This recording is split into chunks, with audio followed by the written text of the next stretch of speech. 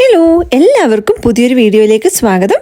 ഇന്നത്തെ വീഡിയോ നമ്മുടെ ഒരു രാവിലെ തൊട്ട് വൈകുന്നേരം വരെയുള്ള കുറച്ച് നല്ല റെസിപ്പീസും ക്ലീനിങ്ങും കുക്കിങ്ങും എല്ലാം ഇൻക്ലൂഡ് ചെയ്തിട്ടുള്ള ഒരു വീഡിയോ ആണ്. അപ്പോൾ ഈ ഒരു സമയം ആയപ്പോഴത്തേക്ക് കിച്ചു സ്കൂളിൽ പോയി, വിനീത് ജോലിക്ക് പോയി, വാണി റെഡി ആയിട്ട് വന്ന് ബ്രേക്ക്ഫാസ്റ്റ് ഒക്കെ കഴിക്കുന്നുണ്ട്. കൂട്ടത്തിൽ ഞാനും ബ്രേക്ക്ഫാസ്റ്റ് ഒക്കെ എടുത്തിട്ടുണ്ട്. രാവിലെ ഇന്ന് മുട്ടയും സ്മൂതിയും ഒക്കെയാണ് ബ്രേക്ക്ഫാസ്റ്റ്. അപ്പോൾ രാവിലെ കഴിവതും ഒരു 8 o'clock ഒക്കെ ആകുമ്പോഴത്തേക്ക് ഞാൻ ഫുഡ് കഴിക്കാൻ നോക്കും. രാത്രി ജോലി കഴിഞ്ഞിട്ടും ഒരു 7:30 ഒക്കെ ആകുമ്പോഴാണ് വീട്ടിലെത്താറ്. അപ്പോൾ അത് കഴിഞ്ഞിട്ട് ഫുഡ് കഴിക്കുന്ന ഒരു സമയം തന്നെ അല്ലാത്ത ഓഫ് ഡേയ്സിലും കഴിവതും മെയിൻറ്റെയിൻ ചെയ്യാൻ നോക്കും. എന്നിട്ട് നമ്മളൊരു 8:15 ഒക്കെ ആയപ്പോൾ വീട്ടിൽ നിന്ന് ഇറങ്ങി വാണിയുടെ സ്കൂൾ ബസ് സ്റ്റോപ്പിൽ എത്തിയിട്ടുണ്ട്. ഇപ്പോൾ ഇവിടെ നല്ല തണുപ്പാണ്, -20, -21 ഒക്കെ ആയിട്ടുണ്ട്.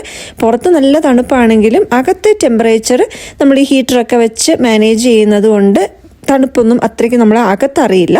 പക്ഷെ പുറത്തോട്ട് ഇറങ്ങുന്ന സമയത്ത് നമ്മുടെ പുറത്തെ വെതറിനനുസരിച്ചിട്ടുള്ള ഡ്രസ്സിങ്ങും ഷൂസും ഒക്കെ ഇട്ടിട്ട് ഇറങ്ങാനായിട്ടും ശ്രദ്ധിക്കണം. അപ്പോൾ അങ്ങനെ നമ്മൾ വാണീനെയൊക്കെ വിട്ട് തിരിച്ച് വീട്ടിലെത്തി. ഇന്നൊരു ഫ്രൈഡേ ആണ്. അപ്പോൾ അതുകൊണ്ട് തന്നെ പിള്ളേർക്ക് ഉച്ചവരെ സ്കൂളുള്ളൂ. ഒരു 12:30 ഒക്കെ ആകുമ്പോഴത്തേക്കും കിച്ചു വീട്ടിലെത്തും. ഒരു 1 മണിയൊക്കെ ആകുമ്പോഴത്തേക്കും വാണിയും വീട്ടിലെത്തും. അപ്പോൾ അതിന് മുമ്പ് നമ്മുടെ കുക്കിംഗ് കാര്യങ്ങളൊക്കെ ഫിനിഷ് ചെയ്യണം. ആദ്യം തന്നെ എൻ്റെ വേർഷൻ ഓഫ് ഒരു പെപ്പർ ചിക്കൻ എന്ന് പറയാം.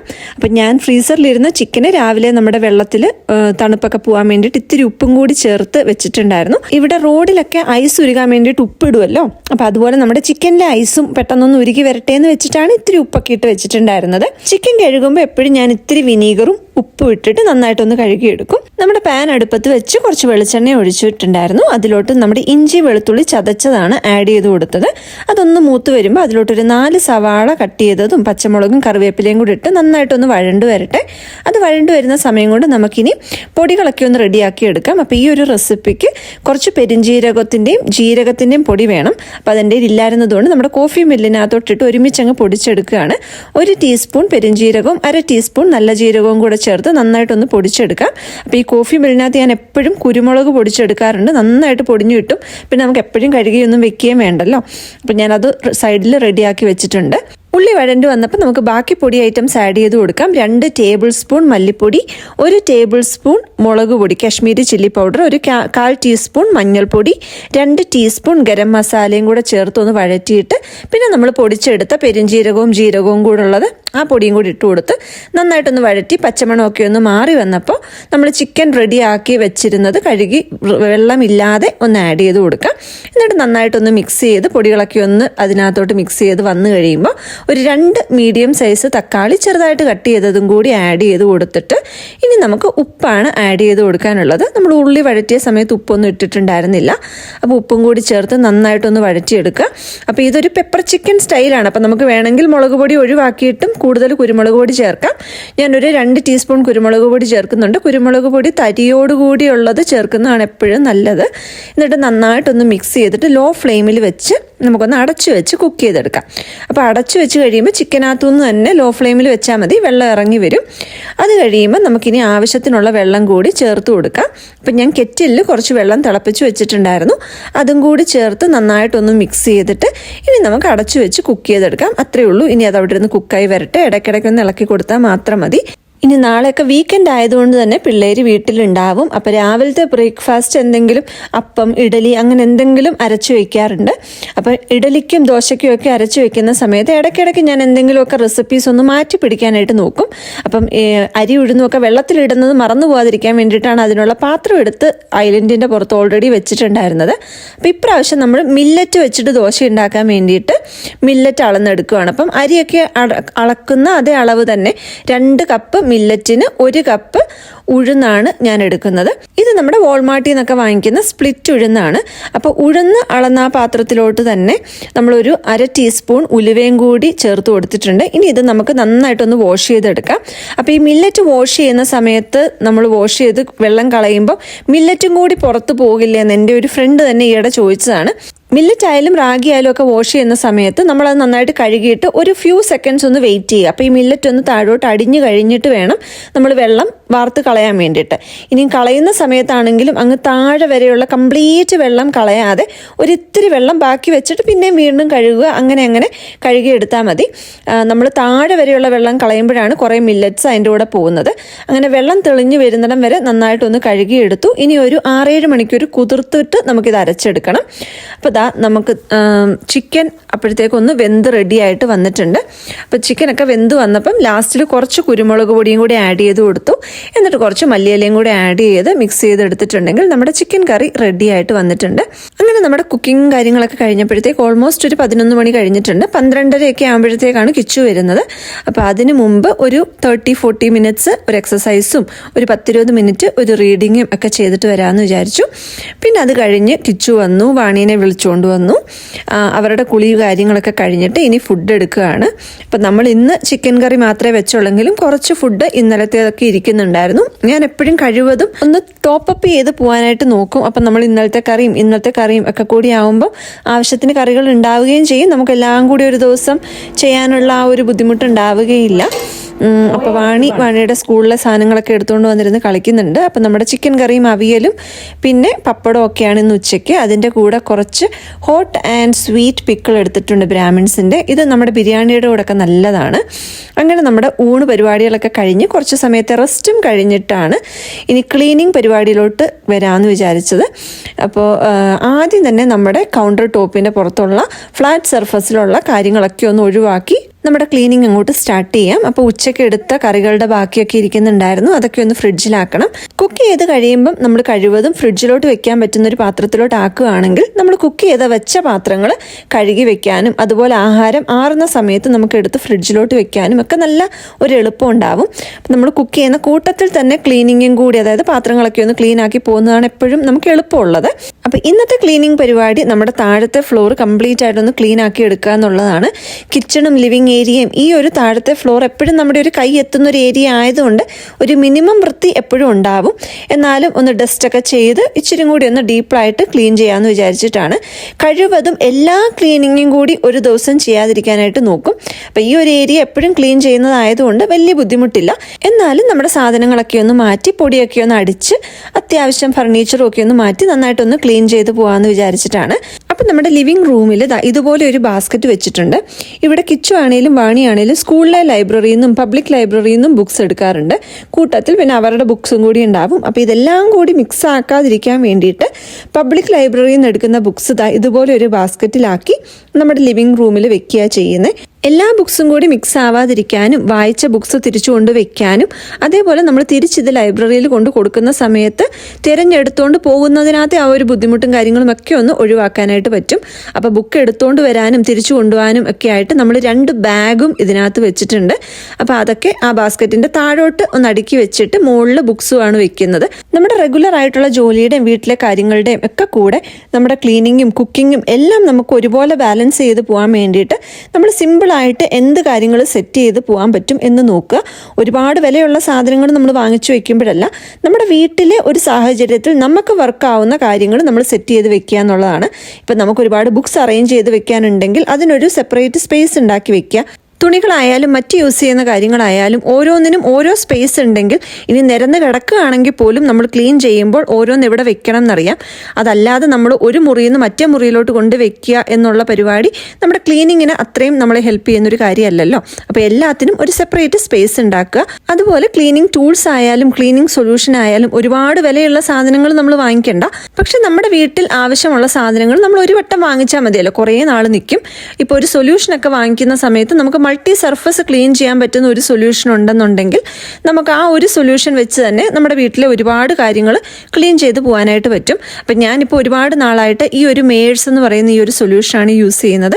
ഇവിടെ കോസ്കോയിൽ നമുക്ക് മൾട്ടിപ്പിൾ കുപ്പികളുള്ള പാക്കറ്റ് വാങ്ങിക്കാൻ കിട്ടും. അപ്പോൾ അത് വെച്ചിട്ട് ക്ലീൻ ചെയ്യാൻ നല്ല ഈസിയാണ്. ഞാൻ അത് വെച്ചിട്ടാണ് നമ്മുടെ ടൈൽസും ഗ്രാനൈറ്റും ഒക്കെ ക്ലീൻ ചെയ്യാനായിട്ട് അത് വർക്ക് ആവുന്നതുകൊണ്ട് അത് തന്നെ യൂസ് ചെയ്യും. പിന്നെ നമ്മുടെ ഡൈനിങ് ടേബിളിൽ ഒരു റെക്സിൻ്റെ കവറാണ് ഇട്ടിട്ടുള്ളത്. അപ്പോൾ അതും ആ ഒരു സൊല്യൂഷൻ വെച്ച് തന്നെ അങ്ങ് ക്ലീൻ ചെയ്ത് കസേരയൊക്കെ അതേ തുണി വെച്ച് തന്നെ അങ്ങ് വൈപ്പ് ചെയ്തെടുക്കുകയാണ് ചെയ്യുന്നത്. അപ്പം നമ്മൾ കുട്ടികളൊക്കെ ഉള്ള സ്ഥലമാണെങ്കിൽ അവർ ഫുഡ് കഴിക്കുന്ന സമയത്ത് ടേബിളിൻ്റെ സൈഡിലും ചെയറിലും ഒക്കെ വീഴാൻ ചാൻസ് ഉണ്ടല്ലോ. അപ്പം നമ്മൾ അതൊക്കെ ഒന്ന് ക്ലീൻ ചെയ്തെടുത്തു.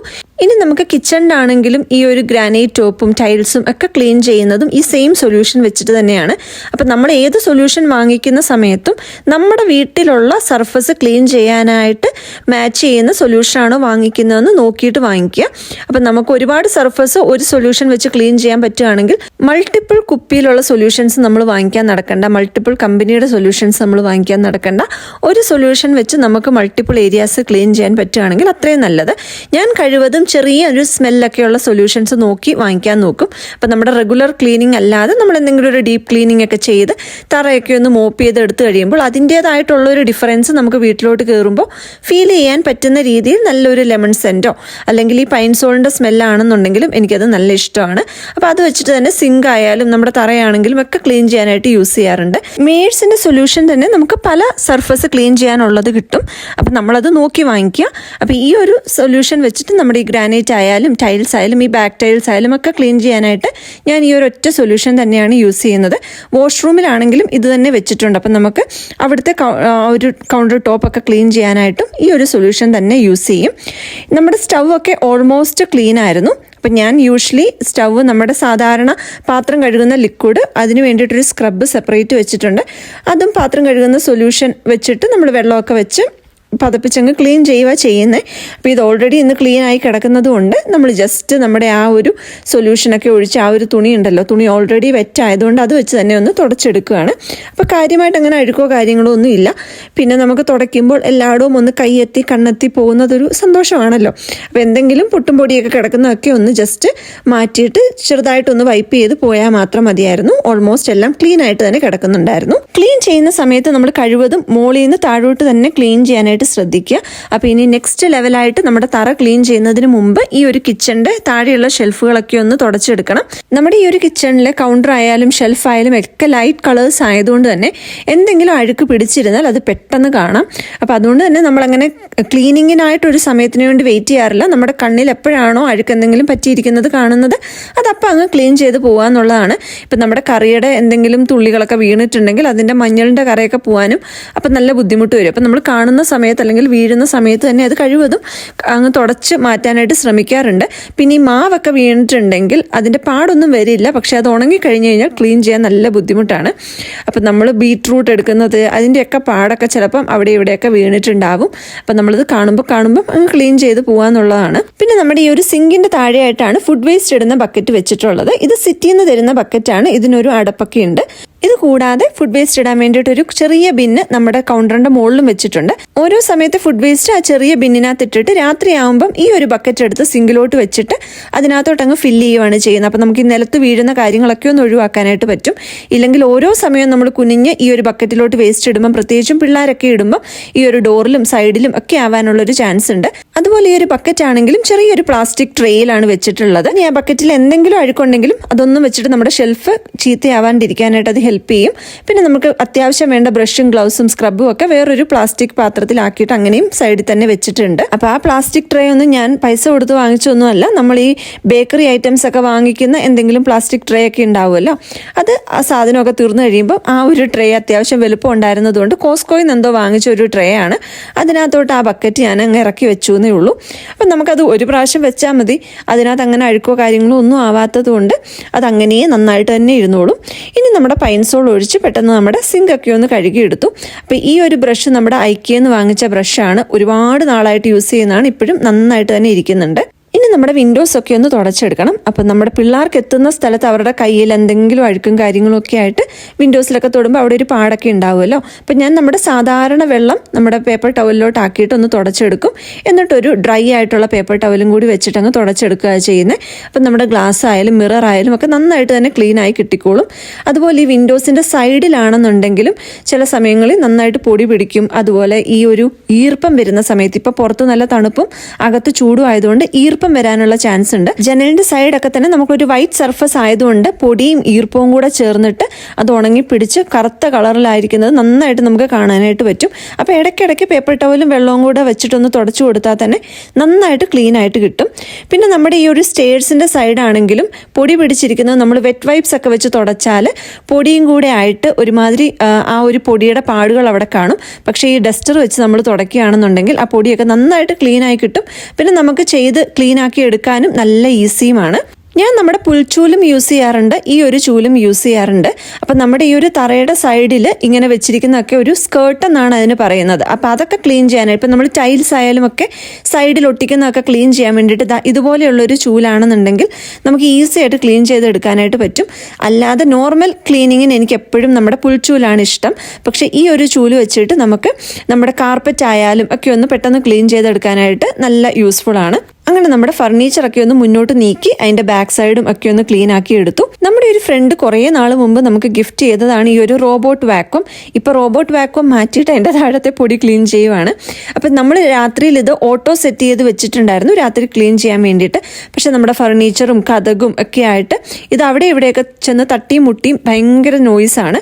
അപ്പോൾ അത് നമുക്ക് ഉറങ്ങുന്ന സമയത്ത് കുറച്ച് ബുദ്ധിമുട്ടായതുകൊണ്ട് ഇപ്പം നമ്മളതിനെ നമുക്ക് വേണ്ട സമയത്ത് ഓണാക്കി വിടുക എന്നുള്ളതാണ് ഞാൻ കഴിവതും ചെയ്യുന്നത്. എല്ലാ ക്ലീനിങ്ങും കഴിഞ്ഞ് എൻ്റെ തുടയ്ക്കൽ പരിപാടിയും കഴിഞ്ഞിട്ട് ഇതിനെ ഓണാക്കി വിടും. അപ്പം നമ്മുടെ കാർപ്പറ്റിൽ എന്തെങ്കിലും മുടിയും പൊടിയും ഒക്കെ ഉണ്ടെങ്കിൽ നന്നായിട്ട് ക്ലീൻ ആക്കി കൊണ്ടുവരും. ഞാനിപ്പോൾ ഈ ഒരു നൈറ്റ് ഷിഫ്റ്റ് കഴിഞ്ഞ് പകൽ വന്ന് ഉറങ്ങുന്നത് കൊണ്ടാണ്. ഇല്ലെങ്കിൽ പകൽ ജോലിക്ക് പോകുന്ന ആൾക്കാരാണെങ്കിൽ പകലത്തെ ഒരു ടൈമിങ്ങിൽ ഇത് സെറ്റ് ചെയ്ത് വെക്കുകയാണെന്നുണ്ടെങ്കിൽ നമുക്ക് ഉറങ്ങുന്ന സമയത്തൊരു ഡിസ്റ്റർബൻസും ഇല്ല. ഇത് വൈകുന്നേരം നമ്മൾ വരുമ്പോഴത്തേക്കും അത്യാവശ്യം ക്ലീനിങ് ഒക്കെ കഴിഞ്ഞ് വൃത്തിയാക്കി ഇട്ടിട്ടും ഉണ്ടാവും. ഇവിടെ ഇപ്പം നമ്മൾ ഡേയിൽ വർക്ക് ചെയ്യുന്നവരും നൈറ്റിൽ വർക്ക് ചെയ്യുന്നവരും ഉള്ളതുകൊണ്ട് നമുക്കങ്ങനെ ഒരു ഓട്ടോ സെറ്റ് മോഡിൽ നമ്മൾ ഇട്ടിട്ടില്ല. കഴിവതും നമ്മൾ തന്നെ അതിനെ ഓണാക്കി വിടുക ചെയ്യുന്നത്. പക്ഷെ നന്നായിട്ട് പൊടിയായാലും മുടിയായാലും ഒക്കെ കാർപ്പറ്റിലൊക്കെ ക്ലീൻ ചെയ്ത് നന്നായിട്ട് ക്ലീൻ ആക്കി വരുന്നൊരു സാധനമാണ്. അപ്പോൾ ഒരു ബിസി സ്കെഡ്യൂളൊക്കെ ഉള്ള ആളുകൾക്ക് ഇപ്പം നമ്മൾ ജോലിയിൽ ഇരിക്കുന്ന സമയത്തോ അതല്ല പകൽ പെട്ടെന്ന് വൈകുന്നേരം ഒരാൾ ഗസ്റ്റായിട്ട് വരുന്നുണ്ടെന്നൊക്കെ പറയുകയാണെന്നുണ്ടെങ്കിൽ ഇതൊന്ന് ഓണാക്കി വിടുകയാണെങ്കിൽ നമ്മൾ ബാക്കി പരിപാടികളൊക്കെ ചെയ്യുന്ന സമയം കൊണ്ട് ഇവൻ അത്യാവശ്യം തൂക്കലും തുടയ്ക്കലും ഒക്കെ ചെയ്തിട്ടുണ്ടാവും. അപ്പം നമ്മുടെ ഈ ഒരു റോബോട്ട് വാക്വത്തിന് തൂക്കൽ മാത്രമേ ഉള്ളൂ, തുടയ്ക്കലില്ല. അതുകൊണ്ട് കുറച്ച് പൈൻസോളൊക്കെ ഒഴിച്ച് ഞാൻ തന്നെ നമ്മുടെ തറയൊക്കെ ഒന്ന് തുടച്ചെടുത്തു. ബൈ ദ ബൈ കുഞ്ഞിക്കുട്ടൻ എന്നാണ് നമ്മുടെ റോബോട്ട് വാക്വത്തിൻ്റെ പേര്. ഇനി നമ്മുടെ താഴത്തെ ഫ്ലോറിൽ ഒരു ഹാഫ് വാഷ്റൂമും കൂടിയുണ്ട്. അതും കൂടി പെട്ടെന്നൊന്ന് ക്ലീൻ ആക്കി എടുക്കണം. അപ്പോൾ ഇവിടെ ഞാൻ പ്രത്യേകം വേറൊരു സൊല്യൂഷൻ ഒന്നും വെച്ചിട്ടില്ല. ജസ്റ്റ് നമ്മുടെ ആ ഒരു ടോയ്ലറ്റ് ബൗൾ ക്ലീൻ ചെയ്യുന്ന സൊല്യൂഷൻ മാത്രമേ വെച്ചിട്ടുള്ളൂ. അതുകൊണ്ട് നമ്മുടെ സിങ്ക് ക്ലീൻ ചെയ്യാൻ വേണ്ടിയിട്ട് നമ്മുടെ കൈ വാഷ് ചെയ്യുന്ന ആ ഒരു സോപ്പ് സൊല്യൂഷൻ വെച്ച് തന്നെ നമ്മുടെ സിങ്ക് പെട്ടെന്നൊന്ന് ക്ലീൻ ആക്കി എടുത്തു. നമ്മുടെ വാഷ്റൂംസ് ആയാലും ഏതൊരു ഏരിയ ആണെങ്കിലും ക്ലീൻ ചെയ്യാനുള്ള ഏറ്റവും സിമ്പിളായിട്ടുള്ള കാര്യം ഓരോ ഭാഗത്തും നമുക്ക് കൈ എത്തുന്ന ദൂരത്ത് അതിനുള്ള സൊല്യൂഷൻസും ടൂൾസും വെക്കുക എന്നുള്ളതാണ്. ഇത് നമുക്ക് പെട്ടെന്ന് കിട്ടുമ്പോൾ നമ്മളൊന്ന് പെട്ടെന്ന് ക്ലീൻ ചെയ്തിട്ടിട്ട് പോകും. നമുക്ക് വേറൊരു മുറി പോയോ വേറൊരു ടോയ്ലറ്റിൻ്റെ അവിടെ പോയോ എടുത്തുകൊണ്ട് വരാൻ ഉള്ള മടി കാരണമായിരിക്കും നമ്മൾ പലപ്പോഴും ക്ലീനിങ് പിന്നത്തേക്കാവട്ടെ എന്ന് വിചാരിച്ചിട്ട് മാറ്റി വെക്കുന്നത്. അപ്പം നമ്മൾ പെട്ടെന്ന് നമ്മുടെ ലിവിങ് റൂമും ഡൈനിങ് ഏരിയയും കിച്ചണും വാഷ്റൂമും ഒക്കെ ഒന്ന് ക്ലീൻ ആക്കി എടുത്തു. അപ്പം നമ്മുടെ വീട് വൃത്തിയായിട്ട് കിടക്കുന്നത് നമ്മൾ അറിഞ്ഞോ അറിയാതെയോ നമ്മളെ വളരെയധികം ബാധിക്കുന്ന ഒരു കാര്യമാണ്. ഭയങ്കര ക്ലട്ടേർഡ് ആയിട്ട് കിടക്കുന്ന ഒരു സ്പേസ് നമുക്ക് എപ്പോഴും ഒരു സ്ട്രെസ് ആയിരിക്കും തരുന്നത്. അപ്പം നമ്മൾ വിചാരിക്കും നമ്മളെ ഇതൊന്നും അഫക്റ്റ് ചെയ്യുന്നില്ലെന്ന്. പക്ഷേ എന്നാലും നമ്മൾ അറിഞ്ഞോ അറിയാതെയോ നമ്മളെ ഇതൊക്കെ പലപ്പോഴും അഫക്റ്റ് ചെയ്യുന്നൊരു കാര്യമാണ്. അപ്പം നമ്മുടെ താഴത്തെ ഫ്ലോറും വാഷ്റൂമും ക്ലീനിങ് എല്ലാം കഴിഞ്ഞ് പോയി കുളിച്ചിട്ട് വന്നു. ഇനി നമ്മുടെ കുക്കിംഗ് പരിപാടികളാണ്. അപ്പം നമ്മൾ രാവിലെ കുറച്ച് മാവ് അരയ്ക്കാൻ വേണ്ടി മില്ലറ്റൊക്കെ വെള്ളത്തിൽ ഇട്ടിട്ടുണ്ടായിരുന്നല്ലോ, അത് അരച്ചെടുക്കാൻ വേണ്ടിയിട്ട് ഒരു അരക്കപ്പ് അവൽ ഇച്ചിരി വെള്ളം ചേർത്ത് ഒന്ന് കുതിരാൻ വെച്ചിട്ടുണ്ട്. ഇനി നമുക്ക് വൈകുന്നേരം കുറച്ച് പഴംപൊരി ഉണ്ടാക്കി എടുക്കണം. അതിന് വേണ്ടിയിട്ട് കുറച്ച് മൈദ എടുത്തിട്ടുണ്ട്, അതിൻ്റെ കൂടെ കുറച്ച് അരിപ്പൊടി ഇടണം. അപ്പോൾ ഇത് നമ്മുടെ സജി എന്ന് പറയുന്ന ഒരാളിൻ്റെ റെസിപ്പിയാണ്, യൂട്യൂബിൽ കണ്ടതാണ്. നിങ്ങൾക്കറിയാം എന്നാലും ഞാൻ പറയാം എന്ന് പറഞ്ഞിട്ടൊരു വീഡിയോ ഇടില്ലേ, പുള്ളിയുടെ എക്സാക്ട് റെസിപ്പിയാണ്. അപ്പം നമ്മുടെ മൈദക്കകത്തോട്ട് ഒരു 2 ടീസ്പൂൺ അരിപ്പൊടി ചേർത്ത് കൊടുത്തു, ഒരു ഇത്തിരി ഈസ്റ്റ്, 2 ടീസ്പൂൺ പഞ്ചസാരയും കൂടെ ചേർത്ത് നന്നായിട്ടെല്ലാം കൂടെ ഒന്ന് മിക്സ് ചെയ്തിട്ട് അതിലോട്ട് കുറച്ച് ലൂക്ക് വാം വാട്ടറാണ് ആഡ് ചെയ്യുന്നത്. അപ്പം നമ്മുടെ ആ ഈസ്റ്റൊക്കെ ഒന്ന് ആക്ടിവേറ്റ് ആവും. അപ്പോൾ ഇതെല്ലാം കൂടെ നന്നായിട്ടൊന്ന് മിക്സ് ചെയ്തിട്ട് ഒരു മിനിമം 30 മിനിറ്റ് എങ്കിലും നമ്മളൊന്ന് മാറ്റി വെക്കുക. അപ്പോൾ ആ ഒരു റെസിപ്പി എക്സാക്റ്റ് ആണ് ഞാൻ ഫോളോ ചെയ്യുന്നത്. അതിനകത്ത് ബേക്കിംഗ് സോഡയ്ക്ക് പകരം ഈസ്റ്റാണ് ചേർക്കുന്നത്. അപ്പോൾ അതൊന്ന് റെഡി ആവുന്ന സമയം കൊണ്ട് ഞാൻ നമ്മുടെ മാവൊക്കെ ഒന്ന് അരച്ചെടുത്തു. എന്നിട്ട് നമ്മുടെ കുക്കിംഗ് റേഞ്ചിൻ്റെ താഴെയുള്ള ഭാഗത്ത് ലൈറ്റ് ഇട്ടിട്ട് അവിടെ വെച്ചാൽ ലൈറ്റിൻ്റെ ചൂടുകൊണ്ട് മാവ് നല്ല സൂപ്പറായിട്ട് ഫെർമെൻ്റ് ആയി വന്നോളും. അപ്പം നമുക്ക് പഴംപൊരി ഉണ്ടാക്കുന്ന കൂട്ടത്തിൽ കുറച്ച് പൊറോട്ടയും കൂടി ഉണ്ടാക്കിയെടുക്കണം. ഇത് മലബാർ പൊറോട്ട എന്ന് പറഞ്ഞ് ഡെയിലി ഡിലൈറ്റിൻ്റെ ഒരു പാക്കറ്റാണ്. ഫുള്ളി കുക്ക്ഡ് ആയിട്ടുള്ള പൊറോട്ടയാണ്. അപ്പം നമുക്കതിനെ ഒന്ന് നന്നായിട്ട് ചൂടാക്കി എടുത്ത് നെയ്യൊക്കെ പുരട്ടി ഒന്ന് അടിച്ചെടുത്തിട്ടുണ്ടെങ്കിൽ കറക്റ്റായിട്ട് നമ്മുടെ ഒരു സൂപ്പറായിട്ടുള്ള പൊറോട്ട കിട്ടും. അപ്പം നമ്മൾ ഫ്രഷ് ആയിട്ട് കടയിൽ നിന്ന് വാങ്ങിക്കുന്ന പൊറോട്ട അല്ലെങ്കിലും നമ്മളിതിൻ്റെ ഒരു പാക്കറ്റ് എപ്പോഴും നമ്മുടെ ഫ്രിഡ്ജിൽ വെക്കാറുണ്ട്. നമുക്ക് അത്യാവശ്യ സമയങ്ങളിൽ കഴിക്കണം തോന്നുമ്പോൾ കഴിക്കാമല്ലോ. അപ്പം നമ്മുടെ മാവ് അരമണിക്കൂർ കഴിഞ്ഞപ്പോൾ അതിനകത്തോട്ട് ഇത്തിരി ഉപ്പും മഞ്ഞൾപ്പൊടിയും ജീരകവും അതുപോലെ കറുത്ത എള്ളും കൂടി ചേർത്തിട്ട് നന്നായിട്ടൊന്ന് മിക്സ് ചെയ്തിട്ട് ഇനി നമുക്ക് പഴംപൊരിയും ഉണ്ടാക്കിയെടുക്കണം. ഒരടുപ്പിൽ പൊറോട്ട റെഡി ആകുന്ന സമയം കൊണ്ട് മറ്റേ അടുപ്പിൽ നമ്മൾ പഴംപൊരിയും റെഡിയാക്കി എടുക്കുകയാണ്. അപ്പോൾ ഇവിടെ ബീഫ് കഴിക്കുന്ന ആൾക്കാരുടെ എണ്ണം കുറവായിരുന്നതുകൊണ്ട് നമ്മളിവിടെ ബീഫ് വാങ്ങിച്ചുണ്ടാക്കുന്നത് വളരെ കുറവായിരുന്നു. പക്ഷേ എനിക്കിന്ന് ബീഫ് കഴിക്കണമെന്ന് തോന്നിയതുകൊണ്ട് വിനീതിനോട് പറഞ്ഞ് വിനീത് ജോലിയിൽ നിന്ന് വരുന്ന വഴിക്ക് നമ്മുടെ ഒരു മലയാളി റെസ്റ്റോറൻറ്റിൽ കയറി അവിടുന്ന് ബീഫൊക്കെ വാങ്ങിച്ചുകൊണ്ട് വന്നിട്ടുണ്ടായിരുന്നു. അപ്പോൾ അതുകൊണ്ടാണ് പതുക്കെ പഴംപൊരിയും പൊറോട്ടയും ഒക്കെ ആക്കാമെന്ന് വിചാരിച്ചത്. പിന്നെ നമ്മുടെ പഴംപൊരി ഉണ്ടാക്കുന്ന സമയത്ത് എപ്പോഴും ഒരുപാട് അങ്ങ് പഴുത്ത് പോകാത്ത പഴമാണ് നല്ലത്. പെർഫെക്റ്റ് ആയിട്ട് പഴുത്തിരിക്കുന്ന പഴമാണെന്നുണ്ടെങ്കിൽ നമ്മുടെ പഴംപൊരിയും നന്നായിട്ട് കിട്ടും. ഒരു പഴുത്ത സൈഡിലോട്ട് പോയിട്ടുണ്ടെങ്കിൽ ഒരുപാട് എണ്ണ കുടിക്കാനുള്ള ഒരു ചാൻസ് ഉണ്ട്. പഴംപൊരിയും പൊറോട്ടയും ഒക്കെ ആകുമ്പോൾ അതിൻ്റെ കൂടെ കുറച്ച് കട്ടൻ ചായയും കൂടി റെഡിയാക്കി എടുക്കണം. പിന്നെ നമ്മൾ ഈ പഴംപൊരി ആയാലും എണ്ണയിൽ വറുക്കുന്ന സാധനങ്ങളൊക്കെ എടുത്തു കഴിഞ്ഞാൽ നമുക്ക് ഈ എണ്ണ വേസ്റ്റ് ചെയ്ത് കളയാൻ കുറച്ച് ബുദ്ധിമുട്ടാണല്ലോ. അപ്പോൾ ആ കൂട്ടത്തിൽ കുറച്ച് പപ്പടം കൂടി കാച്ചിയെടുക്കാമെന്ന് വിചാരിച്ചു. അപ്പോൾ പഴംപൊരിയൊക്കെ റെഡി ആയി കഴിഞ്ഞപ്പോൾ പപ്പടവും എടുത്തിട്ടുണ്ട്. ഇത് നമ്മുടെ കേരള സ്പെഷ്യൽ പപ്പടം എന്ന് പറഞ്ഞിട്ട് നമ്മുടെ മലയാളി സ്റ്റോറിൽ വാങ്ങിക്കാൻ കിട്ടുന്നതാണ്. ഇത് ഞാൻ എപ്പോഴും ഫ്രിഡ്ജിലായിരുന്നു വാങ്ങിച്ചിട്ട് വെക്കുന്നത്. പക്ഷേ ഇത് നമ്മുടെ ഫ്രീസറിൽ വെച്ച് കഴിഞ്ഞാൽ അടിപൊളിയാണെന്ന് എനിക്കൊരു കമൻറ്റ് വന്നു. അതിൽ പിന്നെ ഞാൻ ഫ്രീസറിലാണ് വെക്കുന്നത്. ഒട്ടിപ്പിടിക്കുകയോ കാര്യങ്ങളോ ഒന്നുമില്ല.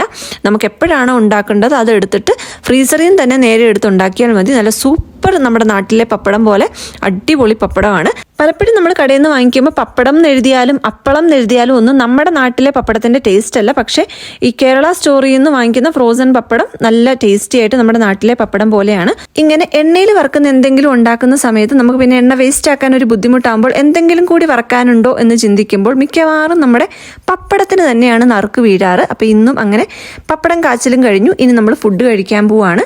വൈകുന്നേരം ഇങ്ങനെ എണ്ണയിൽ വറുത്ത സാധനങ്ങളൊന്നും കഴിക്കുന്ന അത്ര നല്ലതല്ലെങ്കിലും നമ്മളെല്ലാവരും കൂടി ഒരുമിച്ച് ഫുഡ് കഴിക്കാൻ ഉണ്ടാവുന്നത് വൈകിട്ടായതുകൊണ്ട് കഴിവതും എന്തെങ്കിലുമൊക്കെ സ്പെഷ്യലായിട്ട് ഉണ്ടാക്കി കഴിക്കാൻ നോക്കുന്നതും വൈകിട്ടാണ്. ഇതൊന്നും എന്നും ഉണ്ടാക്കുന്ന സാധനങ്ങളല്ലല്ലോ. അപ്പം നമ്മൾ വൈകുന്നേരം പഴംപൊരിയും പൊറോട്ടയും കട്ടൻ ചായയും ബീഫും രാവിലെ ഉണ്ടാക്കിയ ചിക്കനും ഒക്കെ ആയിട്ട് ഫുഡ് കഴിക്കാൻ പോവാണ്. അപ്പം വീഡിയോ ഇഷ്ടമായിട്ടുണ്ടെന്ന് വിചാരിക്കുന്നു. വീഡിയോയെക്കുറിച്ചുള്ള അഭിപ്രായങ്ങളും നിർദ്ദേശങ്ങളും ഒക്കെ കമൻറ്റിലൂടെ അറിയിക്കണേ. അതുപോലെ ചാനൽ സബ്സ്ക്രൈബ് ചെയ്ത് സപ്പോർട്ട് ചെയ്യാനും മറന്നു പോകരുത്.